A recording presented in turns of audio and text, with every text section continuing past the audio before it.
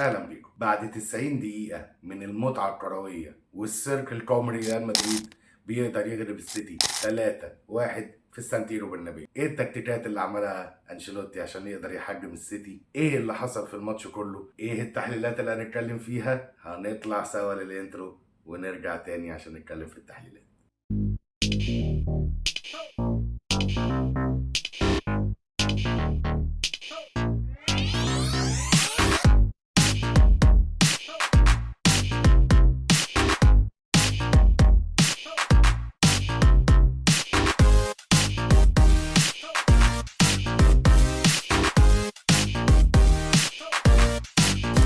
بنتيجة 3-1 مع الرأفة قدر ريال مدريد ان هو يغلب مانشستر سيتي في السانتيرو برنابيو في ماتش فعليا نقدر نقول عليه شابو انشيلوتي. انشيلوتي عرف فعلا يحجم فرقة السيتي بالكامل، عرف يقفل على كل مفاتيح السيتي عشان فعلا يخرج الماتش متعة كروية. ريال مدريد بدأ الماتش كالعادة بخطة 4-3-3 اللي هو بيلعب بيها، او كانت اقرب ل 4-2-3-1. بدا طبعا بكورتوا في حراسه المرمى، بدا بفالفيردي تاني كباك يمين ومندي كباك شمال. في قلبين الدفاع كان روديجر واسينسيو، قدامهم اتنين تشاوميني وسيبايوس وبلينجهام اللي النهارده ما كانش بيلعب تقريبا صانع لعب.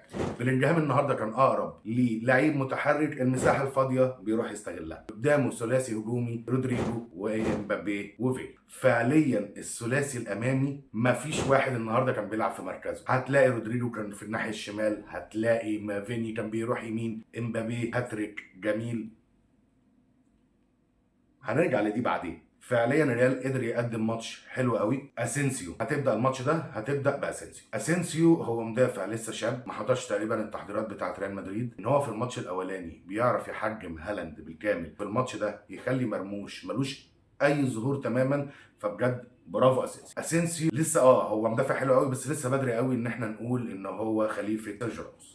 بس ان هو يعمل الثرو ده لمبابي دقيقه 4 عشان يعرف يجيب الجون الاول، فبجد برافو اسينسيو. وان انت مبابي يعملها لوب من فوق ده. هنطلع الغلطه بتاعت روبن دياش بره الموضوع، الغلطه هي سبب الجون، بس في نفس الوقت ان انت تبقى اول 4 دقايق مضغوط عليك من السيتي عشان بيحاول يجيب جون التعادل، فانت تلعب الثرو ده ومبابي ياخدها ويحطها لوب بالطريقه دي، بجد جون شيك قوي قوي قوي. النهارده انشيلوتي احنا ليه بنقول له شابو؟ انشيلوتي شاف ان اكيد جوارديولا هيلعب بنفس الطريقه، ان هو هيحاول يستحوذ على الكوره، يمنع الكوره من على لعيبه ريال مدريد عشان يبقى معاه اكتر فتره ممكنه يعرف يطور هجمته، يعرف ينقل ويودي الكوره يمين وشمال عشان يعرف يفتح ثغره في دفاع ريال مدريد. اللي حصل بقى عكس كده تماما، ان انشيلوتي بعد اول جون جابه دقيقه 4 بدات اللعيبه تبقى اهدى، فبدا هو اللي بيمسك الكوره، هو اللي بينقل الكوره وبيمنع منها لعيبه السيتي. بادي الماتش بتشكيل ان انت فالفيردي، برضه فالفيردي هتلعب باك يمين تمام، هتلعب ارتكاز في نص الملعب تمام، هتلعب نص ملعب ورايح ناحيه اليمين في الهجوم شويه تمام. لكن النهارده ان يبقى فالفيردي هو الباك اليمين وهو اكتر لعيب في الملعب صانع فرص، لعيبه الريال كانت فيه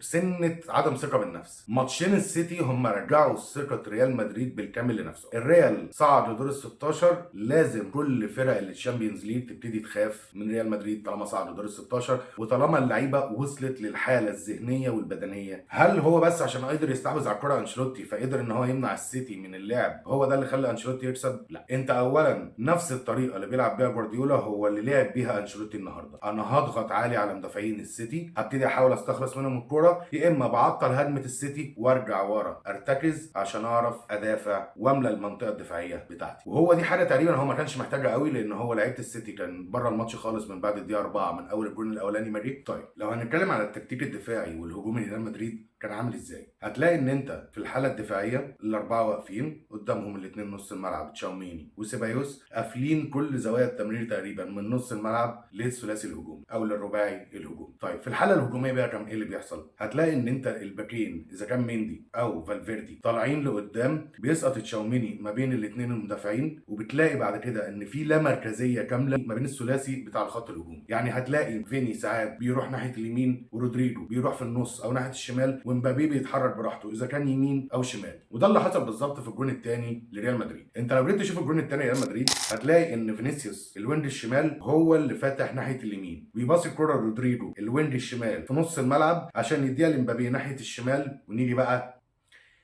جفارديولا عايز يلحق الكوره، بس هو فعليا امبابي بلغه الكوره الشوارع فسحه وداه فعلا بعيد خالص وحطها في القريبه لإيدرسون. دي اللامركزيه اللي انا كنت بتكلم فيها للخط الهجومي ريال مدريد، ان انت تعرف ان الثلاث مهاجمين بيعرفوا يلعبوا ثلاث مناطق او في كل مراكز الهجوم تقريبا، ومعاهم كمان بلينجهام. ده اللي كان محتاج انشيلوتي ان هو يوصل له مع لعيبه ريال مدريد. لو جينا نتكلم على الجون الثالث هتلاقيها بنفس الطريقه، امبابي راح بنفسه ناحيه اليمين وهو اللي فتح الهجمه، وزي ما كنا بنتكلم قبل كده دفاع السيتي ما بيضغطش بسرعه على اللعيب اللي معاه الكوره، فامبابي بيعرف يعمل بدال بيعدلها على رجله الشمال وعلى ارضيه في البعيد. الماتش مش عشان السيتي وحش، الماتش عشان الريال في الماتش ده كان حلو قوي قوي قوي، او ممكن نقول عشان الاثنين. السيتي كان وحش جدا في الماتش ده، الريال كان عالي قوي قوي قوي في الماتش ده، كل التحركات مظبوطه. انت لو تتفرج على فالفيردي اللي هو المفروض الباك اليمين وهو اكتر لعيب صانع فرص قلناها قبل كده،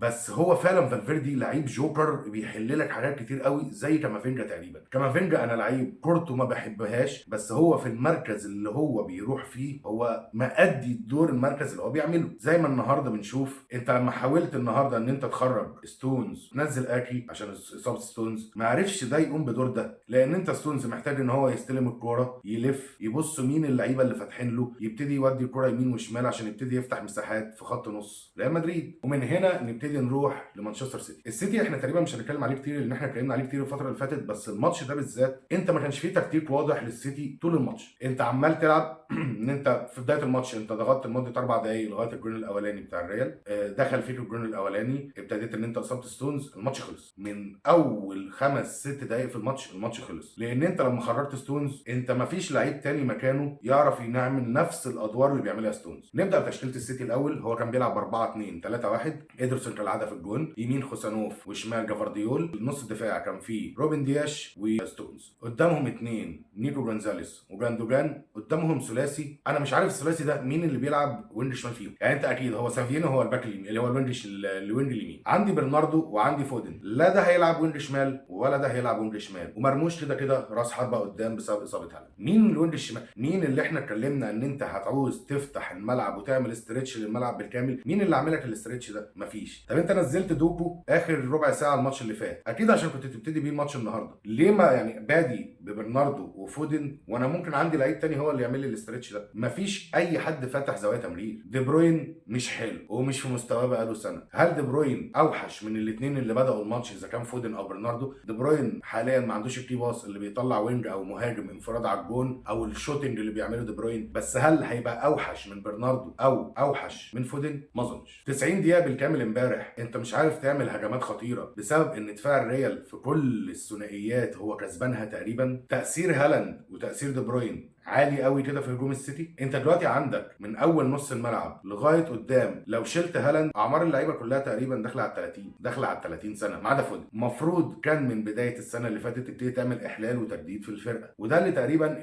اداره السيتي ناويه تعمله الفتره الجايه، ان هي هتسيب جوارديولا فقط عشان يعمل الاحلال والتجديد ده. هنتكلم كوره عن السيتي، لا هو امبارح مش السيتي ما قدمش كوره، هو امبارح الريال قدم متعه والسيتي ما قدمش حاجه في الماتش تقريبا، ما جاش الماتش. لو في لعيب ممكن نشيد بيه امبارح فهو خوسانوف اول ربع ساعه في الماتش اترقص الاولى من فيني، اترقص الثانيه من فيني، لا امنع بقى الكلام ده، هنرجعها سرعات. فيني سريع انا سريع زيه، تقريبا من الدقيقه 20 لغايه الدقيقه 90 خوسانوف كاسب كل الثنائيات مع فينيسيوس جونيور. فلو في لعيب ممكن يشيد بيه امبارح فهو خوسانوف فقط. ايه اللي بيعمله روبن دياش في الجول الاولاني؟ يعني انت الكره واخده مساحه بعيده واخده زمن، مش عارف تقف التمركز الصح اللي يخليك تقطع الكره قبل ما تروح لمبابي، اللي بغض النظر برضو ان هو روبن دياش بيمر بفتره وحشه قوي الفتره دي، فتره هبوط في المستوى كبير، بس ده مش معناه ان انا من اول كره تتلعب عليا انا مش عارف اطلعها. ستونز اتصاب وخرج، مفيش اي بديل انه ينزل مكان، يعني انا دلوقتي نزلت اكي امبارح مكان ستونز، هل انا لو نزلت كوفازيتش وطلعت جاندوجان لقدام شويه او نزلت دوكو وعملت فتحت الملعب يمين وشمال هل ده مش كان هيبقى احسن؟ عموما هو الموسم السنه دي خلاص موسم شبه منتهي لمانشستر سيتي، ما فاضلوش فيه غير الاف اي كاب، وبعد الاف اي كاب لو قدر ان هو يكسبه فهيبقى فيه كوميونتي تشيلد، بس موسم هيبقى شبه صفري لمانشستر سيتي. ريال مدريد فرق الدوري الاسباني، فرق الشامبيون ليج. ريال مدريد لو لعب بالمستوى ده الماتشة الجايه هو كسبان الدوري الاسباني، وهو في صعوبه جدا قدام برشلونه، بس بالمستوى ده هو في تعثرات في الدوري الاسباني. بس لو وصلنا ان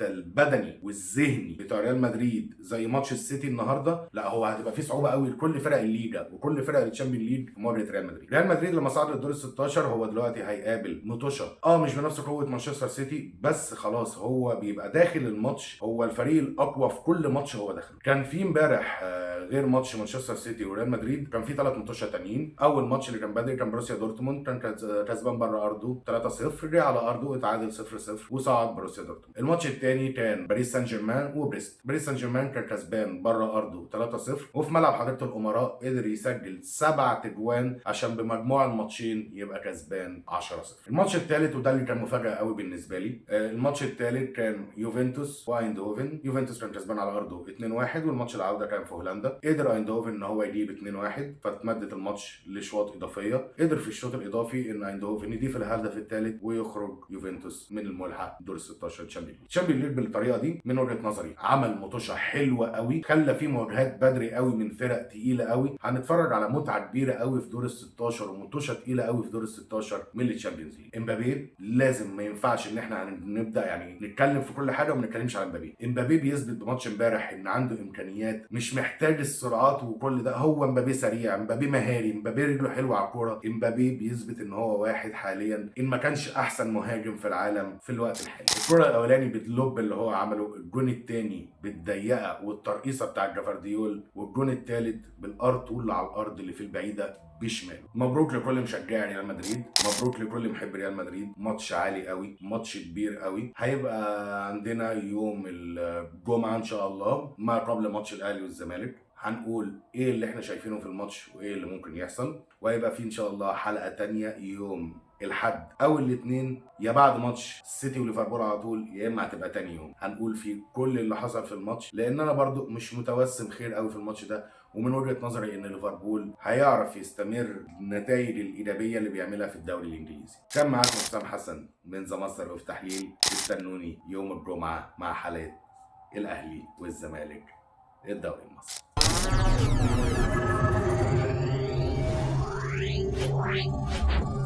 Wow.